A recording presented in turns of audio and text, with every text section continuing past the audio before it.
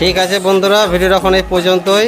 যদি কেউ চেন্নাই আসতে চাও, এই পাথর লাইনের কাছে দেখতে পাচ্ছ কত বড় বড় পাথর,